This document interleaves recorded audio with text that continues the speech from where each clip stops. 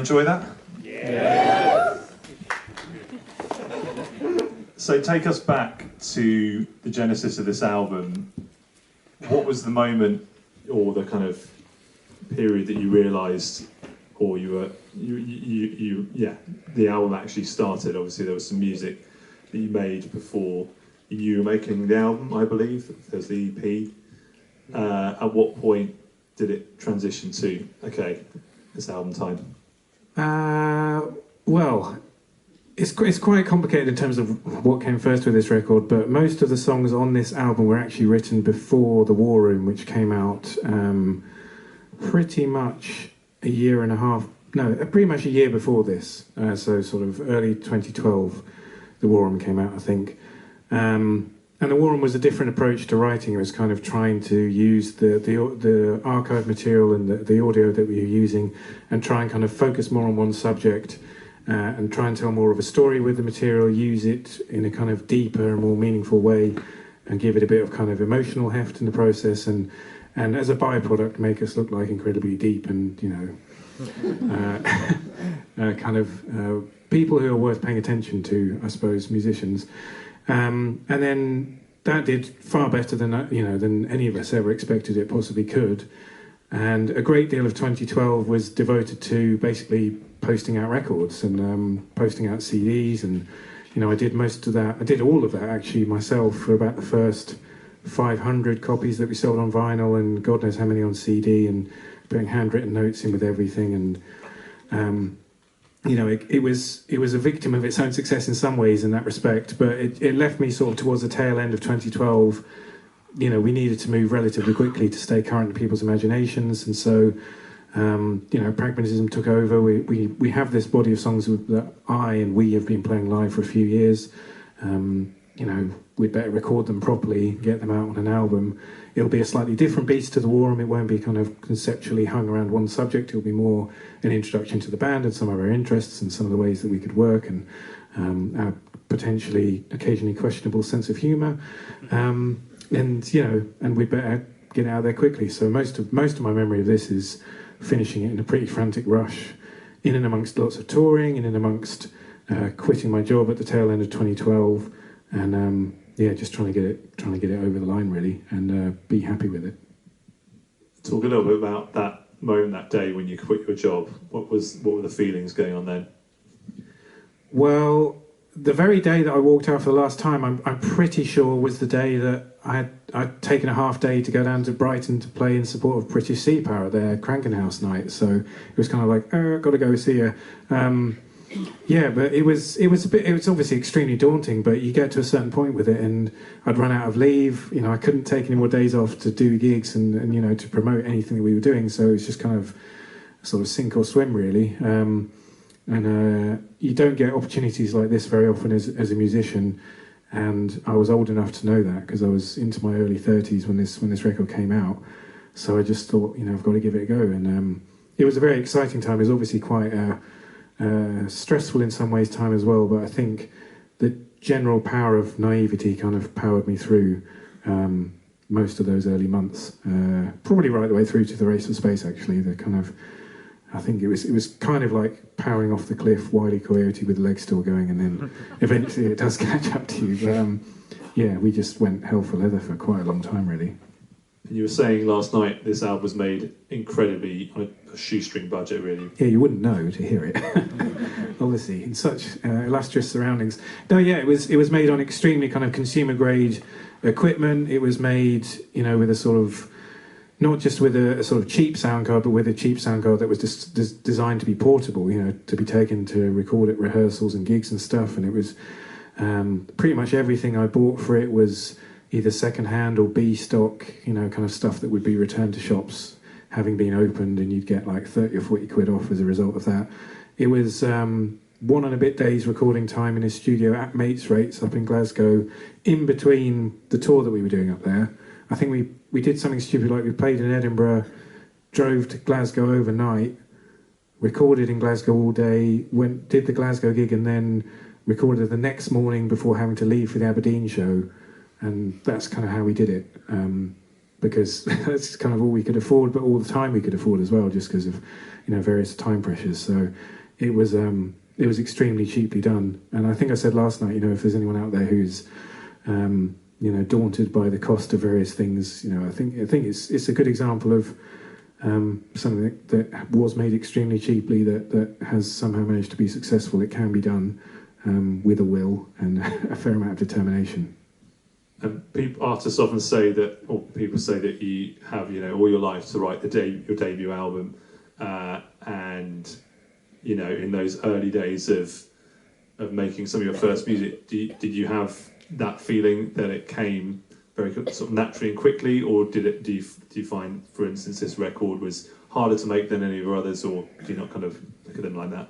No, I think the hardest thing about this one was the time pressure, and most of it had been written prior to the war, so I only had two or three tracks, which were the opening track, and then the instrumental version of Everest, Chummalungma, and then Night Mail. Night Mail was a pain, was a real kind of... I couldn't enjoy playing that song for pretty much for years, actually, because I just remembered the torturous process of writing it. Sometimes they come out so easily and you're just like, yeah, and other times you just can't get over that trauma for quite a long time. So with Night Mail, that was definitely one of those. But it wasn't a difficult record to make in terms of kind of creative sort of angst and, all of the stuff that came later. It was tasks expand to fill the time available to them, and there was no time for this, so it was like, it's got to get it done, so we got it done. It sounds like there's something to be said for not knowing that you're making an album as you were for the first. Yeah, definitely. And it kind of carried on into the Race to Space, because for the start of that I didn't realise I was making an album either. I thought I was making another EP. I thought I was making a 5 or 6 track EP, and that slowly crept up to 9 tracks, and I was like, it's probably an album now. And what are your feelings looking back and listening to the album as you have the last couple of nights? It's a strange mixture. It's a bit of pride. It's lovely that so many people want to come and listen to this record 10 years on. I was, at the time that Spitfire started doing well, I always temper it by saying, well, let's see if people are still listening 2 years' time. Let's see if people are still listening 5. And then, here we are 10 years later, and thank you very much for coming here tonight, and to all the people for the previous 2 nights for showing that there's still this kind of appetite for it. It's remarkable, really. So there is that kind of pride in the achievement, but then it's coupled with a kind of hyper self-criticism and extreme embarrassment of some of the material on there. We kind of went into this last night talking about the Now generation and how I just can't believe we got away with that track, from a production point of view as well as just subject matter. But, then I got told by people afterwards that we should play it more live, and it's great. So, it just goes to show you're not often the best judge of your own material. There you go. That's how it goes. I'm sure you all got burning questions, so let's open up the floor and I'll come around with the mic. Who wants to go first?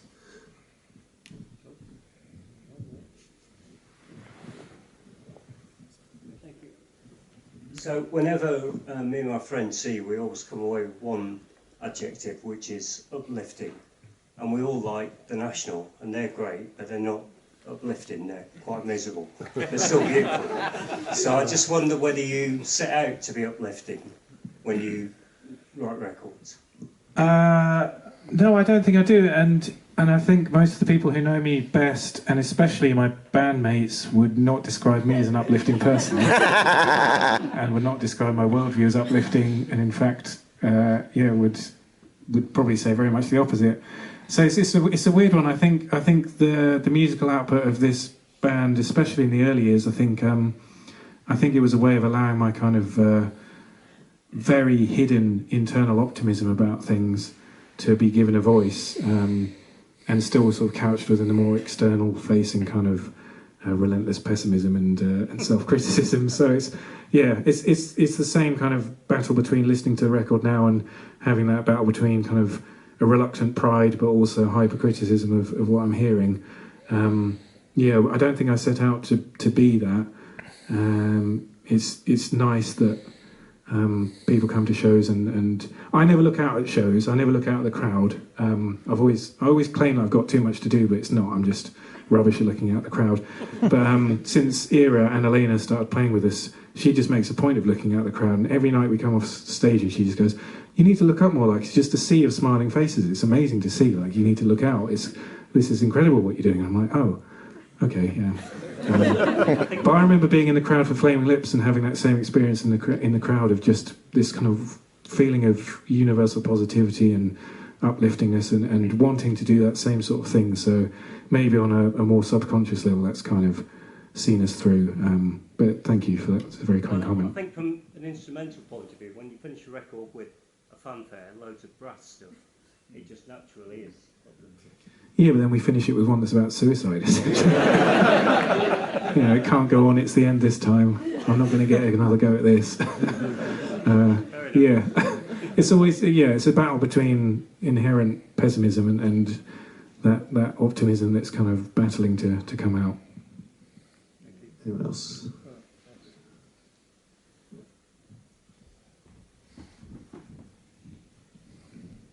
Could you talk a bit about the creative process of going, what I can assume is hours and hours of archive material, to something that you pick out what are the best bits, the bits that you like, and how stuff ends up on the cutting room floor, what do you keep, what do you cut, that kind of thing, from the archive stuff?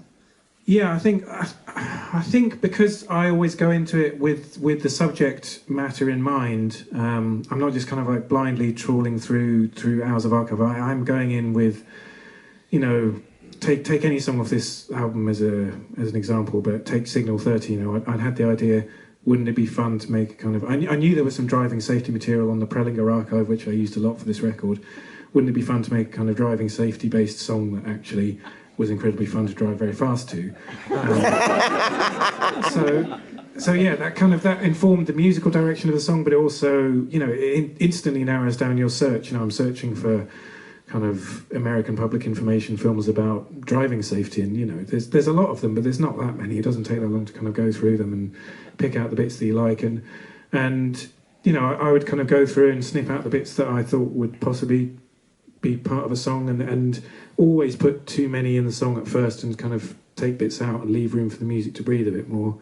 And you know, that kind of that approach to it was sort of more hyper-realised with the Race for Space, and going through the transcripts to really home in on the kind of the moments of, for example, Apollo 8, you know, and really trying to find the moments of the most drama with disappearing around the moon for the first time.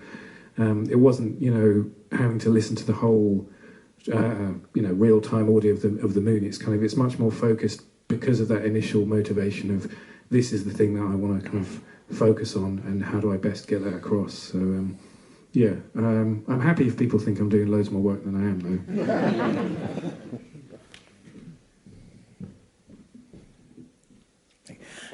though. A timely one. Oh, hello. Hello. Eurovision. I was reading about it in the Observer today, and I thought, oh, yeah. Harmless Fan or The Devil's Curse, and which PSB track would enter it? Thank you. Do you know what, if we were asked to do it, I think I'd probably say yes. But I don't like it. It's not that I don't like it. I don't understand why everyone's gone crazy for it all of a sudden over here. Because my understanding of it growing up was it was something you watched for a bit of a laugh, and now it just seems that everyone's taking it very seriously. Which it's one of those weird things, like growing up, opening ceremonies to World Cups and Olympics always seem to be just like, why would you watch that? It's a waste of time. And now it's like this hallowed thing you have to watch on telly. I don't really get it, but I suppose that's part of becoming a grumpier old man. I'm not a massive fan of Eurovision, but I would like to do it. Yeah. I don't know what song. I mean, maybe you'd go full kitsch and go Now Generation, but go. Well, no, I would not do that. You don't want to give your best song to something like that. I don't think it would. I don't want that song associated with failure. the one unequivocally decent thing I've done in my life.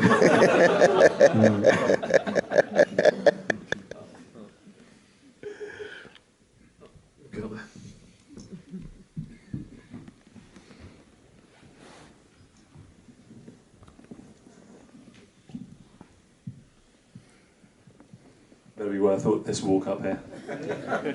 Hope it's worth it. I was at the proms and loved it. Is there going to be a chance to hear some of that again? It's on the iPlayer. No, we spent a long time kind of in very boring discussions with the BBC about the possibility of releasing it, and yeah, I remixed it from sort of November to January, remixed that concert, and it should be coming out later this year. I think we've resurrected test code recordings for the sole purpose of that. So yeah, it should be out on double LP and CD and all the rest later in the year, but I'm not supposed to tell people that yet. You heard it here first.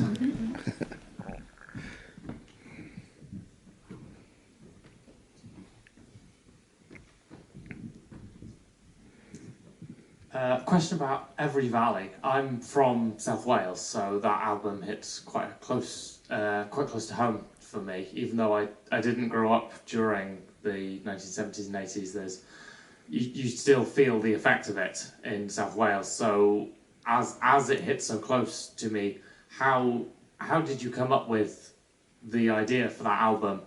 And more generally, how do you come up with ideas for what you feel is important to make a song about, or what you feel like would make a good song? Or do you even feel like the subject needs to be important to make a song about it? Well, it needs to be important on some level. It needs to be important to me. You know, with this record, obviously, it's very different to Every Valley. With this record, it was kind of just casting about for stuff that I knew there'd be material for, and that was of vague interest to me, that I thought might be mildly diverting or mildly amusing. And then obviously, you know, because the band went so much further beyond what I thought it could be, what I thought it ever would be, you know, we got the opportunity to make the Race for Space, and then I think with each record, bands who are worth their salt, and I'm not putting this in that bracket, but bands who I like who are worth their salt, it kind of ends up being a reaction against the record that came before it. And with the Race for Space, you know, you've got these grand kind of stories of heroism and super heroism, really. You know, you're talking about kind of these figures of people who don't seem human in many ways.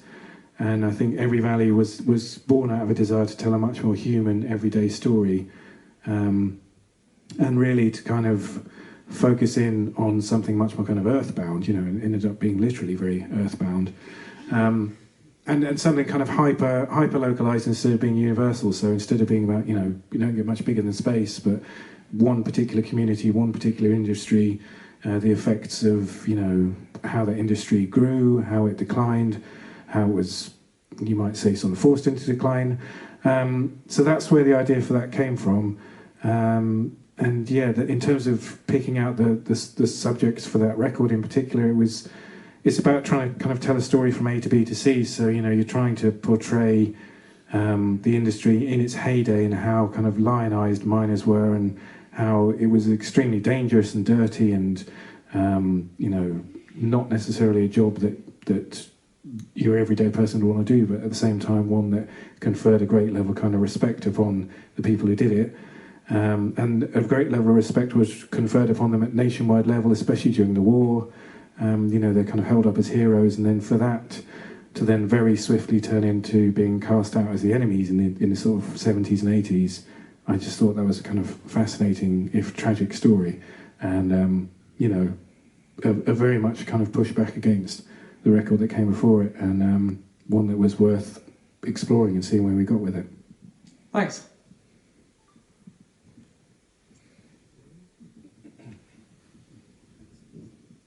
Thanks. I was thinking a little bit about this album, the last couple of days, and I mean, one thing I think I've always been impressed by is the arc of storytelling in both what you do recorded and live. So I was thinking a little bit about this album, and when it was being, you know, you were finalising it, about the track listing, and whether there was anything particular in the form of the track listing, and if there were any major debates you had and you were up and down whether to place certain songs next to each other and things like that. Yeah, sorry, excuse me. I would say this is probably one of the few times I would be willing to admit that my former managers were correct. And that I came up with a draft track listing for it, and I think I didn't even want to put Spitfire on it. I wanted to leave it off, and I wanted to, when I did put it on, I put it way later in the record, and they were sort of like, no, you can't do that. You've got to put your best songs, up front. So they were right in that respect. I do love it when bands come out and they've got their best song not on their first record. I find something so delightfully kind of perverse and obtuse about that. I'm like, yeah, go on. Pale Blue Eyes, I think, have just done that. They supported us. They've just done that because I think their best song's Motionless and it's not on their first record. But maybe that's kind of, cutting off your nose to spite your face type thing. But I think listening back to it the last couple of nights, it does feel like quite a relentless first 5 songs. And you do get that break of the kind of instrumental bit, but it's, it feels maybe a little bit too full on. Maybe it kind of could have been rejigged to make it slightly more gentle, but, it seems to have worked. It's 10 years on, people are still listening, so, yeah, must have got something semi-right. Time for just a couple more. Anyone else?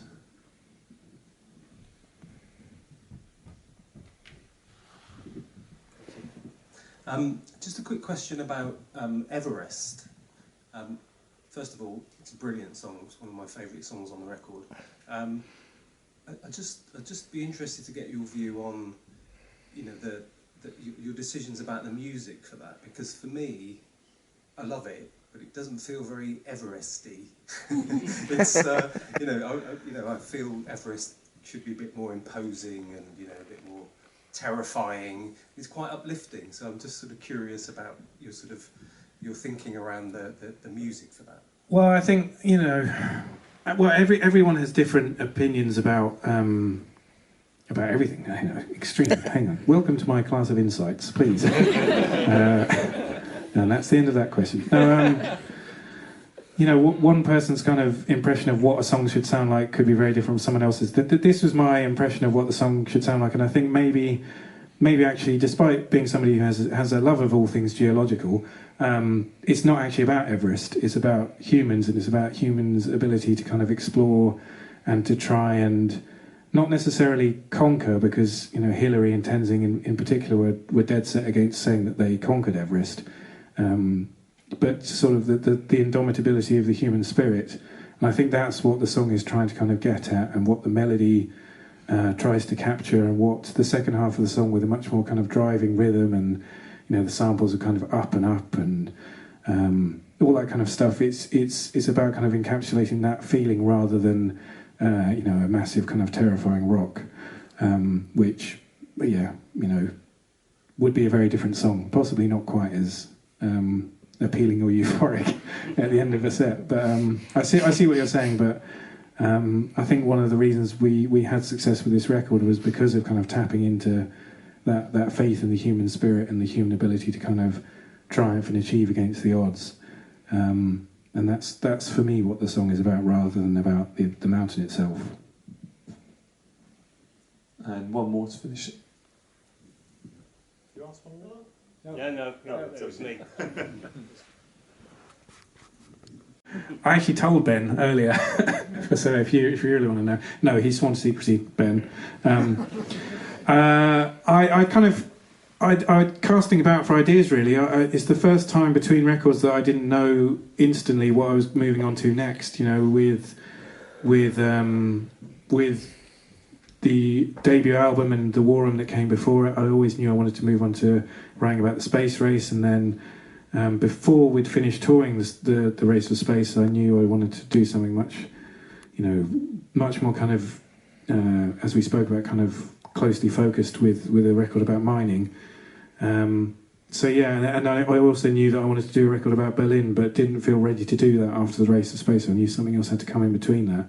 So the first kind of 3 or 4 records in my head were mapped out, and I was trying to kind of fight the overwhelming sense of panic of not knowing what I'm doing next for this one. And the Proms kind of landed very helpfully last year to kind of offset that sense of panic and divert me and kind of push me into writing something else. So yeah, I've only recently decided what it is. I'm not going to tell you because I feel, not because I'm trying to be kind of, aloof or elusive or any of those things. It's because I feel so protective of the ideas that we have, and I want to kind of nurture them from a kind of very fragile beginning into something that's ready to withstand kind of the court of a small portion of the public opinion. And I kind of feel when we did stuff like the Titanic EP, you know, the BBC announced that ahead of time, and you just get people, however well-meaning they are, but they kind of start chipping in and saying, what have you thought about this? Have you done this? What about that? You should do this. And it's like, I don't need any of that. I've got enough kind of going on up here, trying to sort it all out without having to deal with fielding inquiries and encouragement and suggestion. So, yeah, I know what it is now. I think it's going to be moderately okay.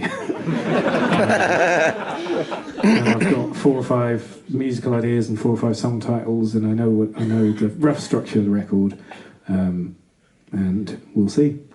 So when? Hopefully at the end of next year, autumn next year, I'd hope. Maybe something new for the summer so that we can be a viable kind of festival proposition. Yeah, that's the aim. I need to start writing it. I'm gearing up for it, and I'm reading at the moment. That's always the first thing, and just getting a general structure in my head sorted out, and then, yeah, at some point I'll start making music and trying not to make too big a deal out of it. Somebody just wants one more, just here.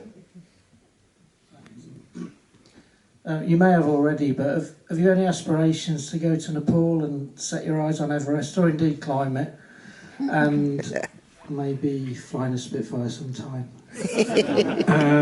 To the former, yes, very much. To the latter, no. I'm not a big. I'm much better at flying than I was, but I'm not a fan of flying in general. So yeah, people ask for the Race for Space. Do you want to go to space sometime? I was like, absolutely not. No way. I'm going to stay in my garage in southeast London and write songs about it. That's what I'm going to do. But yeah, I'd love to. Something about mountains really kind of calls to me and kind of gets me here. You know, we all probably have our own things that do that, but I'd love to go to the Himalayas and see Everest. I don't think I'd want to go any further than kind of base camp or something like that. I don't be one of those people kind of in the queue for the summit. That just seems dreadful, and I'm sure the people on the early kind of attempts at Everest would not think very highly of those kind of attempts to summit it. So yeah, I'd love to go there and just to clap eyes on it myself. It must be an extremely humbling and inspiring thing to see. Have you seen it? I think I've seen it from an aeroplane. That'll do. Yeah, I'll just fly over it. All right, well, thank you, everyone, for your questions, and thank you, everyone else, for coming out tonight. Round of applause, please, again, for Jay Willgoose. Thank you. Thank you.